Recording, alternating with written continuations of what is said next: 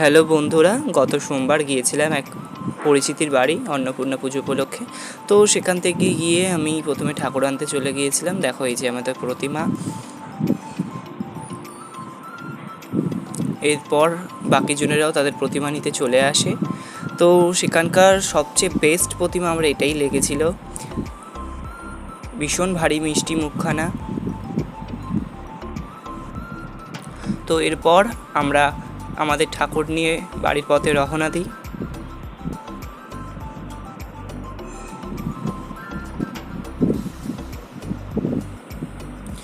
তো এরপর ভ্যান চলতে শুরুই করে।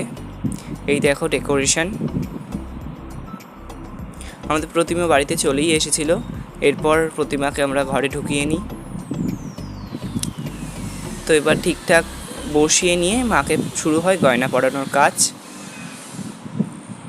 দেখো গয়না পরিয়ে শেষ লুকটা কীরকম লাগছে।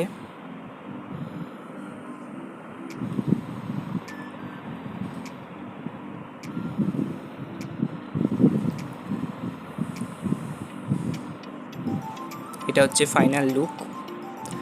তো এরপর চলে যাই একটু বেহালা বাজারে। ফুল আর পান পাতা কেনার ছিল।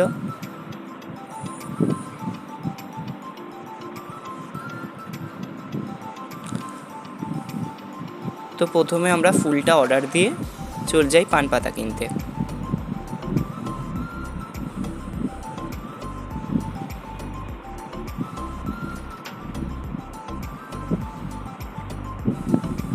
তো সেখান থেকে আমরা এই পান পাতা নিয়ে ফুল নিয়ে একেবারে গাড়িতে উঠে পড়ি। গাড়িতে ওঠার পর বাড়িতে এসে পৌঁছে লেগে পড়ি পুজোর কাজে। তো আস্তে আস্তে সব গুছিয়ে নিই। ঠাকুরমশাইও বাদবাকি জিনিসপত্র গুছিয়ে নেয় পুজোর জন্যে।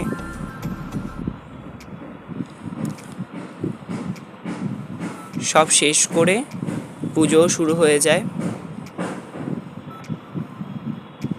তারপরে শুরু হয় আরতি।